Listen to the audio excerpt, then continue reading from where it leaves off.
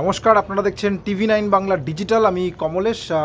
শীতের ফেরা মানে শীতের কামব্যাক একেবারে সময়ের অপেক্ষা। আবহাওয়াবিদরা ঠিক যেমন পূর্বাভাস দিয়েছিলেন যে মঙ্গলবার মানে গতকালই যেটা বলেছিলেন যে আগামীকাল তাপমাত্রা একটু বাড়তে পারে, আজকে মঙ্গলবারের যে পূর্বাভাস ছিল সেটা তাই হয়েছে। আমরা দক্ষিণবঙ্গের বেশিরভাগ জায়গাতেই দেখছি গতকালের থেকে ঠান্ডাটা আজকে একটু সকালের দিকে কমই ছিল। কলকাতার তাপমাত্রা গতকাল 14.2 ডিগ্রি সেলসিয়াস ছিল, আজকে সেটা 16.2 ডিগ্রি সেলসিয়াসে পৌঁছেছে। বাঁকুড়ার তাপমাত্রা আজকে 15 ডিগ্রি সেলসিয়াস, বীরভূমে 13.4 ডিগ্রি সেলসিয়াস, পুরুলিয়াতে 10.5 ডিগ্রি সেলসিয়াস।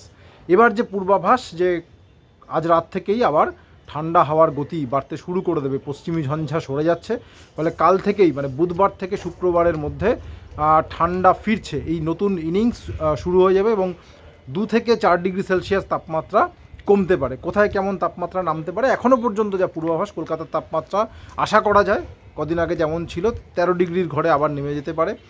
বাঁকুড়ার তাপমাত্রা 11-12 ডিগ্রির ঘরে নামতে পারে, শ্রীনিকেতনের তাপমাত্রা 9-10 ডিগ্রির ঘরে নামতে পারে এবং পুরুলিয়ার তাপমাত্রা আবার 7 থেকে 8 ডিগ্রির ঘরে নেমে যেতে পারে। অর্থাৎ জেলায় বিশেষ করে পশ্চিমাঞ্চলে জমিয়ে শীত ফেরার একটা সম্ভাবনা আবার দেখা যাচ্ছে। বুধবার থেকে শনিবার পর্যন্ত শীত থাকবে।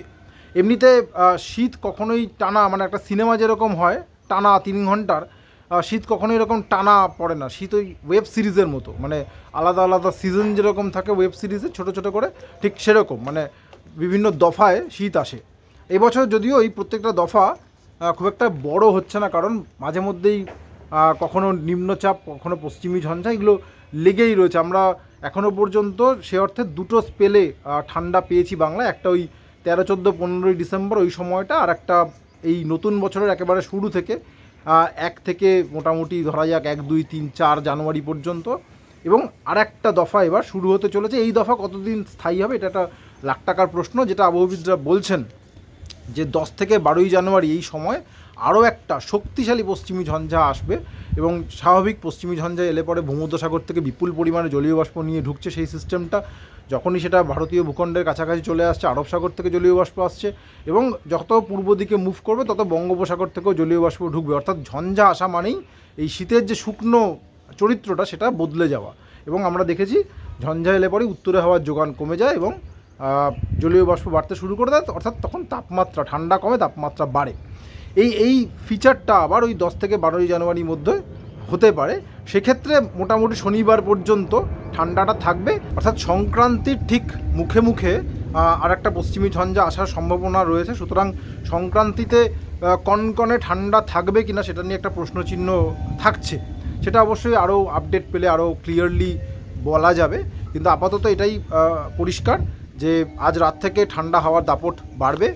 বুধবার থেকে শুক্রবারের মধ্যে 2 থেকে 4 ডিগ্রি সেলসিয়াস তাপমাত্রা কমবে, জেলায় জমিয়ে শীত, কলকাতায় হালকা শীত ধরে নেওয়া যায় এবং শনিবার পর্যন্ত শীতে খুব একটা কাটা নেই, তারপরে আবার তাপমাত্রা বাড়তে পারে। এবং পশ্চিমী ঝঞ্ঝাকে আমরা ভিলেন বলি, কারণ ঝঞ্ঝা এলে পরে সমতলে ঠান্ডাটা কমে যায়, কিন্তু ঝঞ্ঝা না এলে তো আবার বরফও পড়তো না, এই ঠান্ডাটাও কতটা পড়তো সেটা নিয়ে সন্দেহ রয়েছে। সুতরাং ঝঞ্ঝা অন্যদিকে কাজ করছে। ঝঞ্ঝা যেহেতু এসেছে, শ্রীনগর থেকে শুরু করে কাশ্মীর এবং হিমাচল, উত্তরাখণ্ড অনেক জায়গায় নতুন করে তুষারপাত হয়েছে, সেই তুষার ছোঁয়া হাওয়াই সমতলে আসতে চলেছে এবং আশা করা যায় যে সিকিমে যে অঞ্চলে বরফ পড়ে, উত্তর সিকিম, পূর্ব সিকিম এবং দার্জিলিংয়ের উঁচু জায়গায় সান্দাকফু ফালুট, এখানেও তুষারপাত হতে পারে আজকে।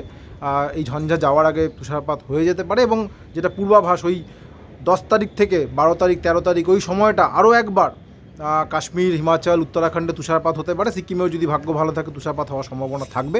সুতরাং ওই সময় যারা এই অঞ্চলগুলোয় যাচ্ছেন তারা কিন্তু সামনাসামনি স্নোফল দেখতে পাবেন, মানে এটা আশা রাখতেই পারেন। আপাতত এটুকুই। সঙ্গে থাকার জন্য অনেক ধন্যবাদ।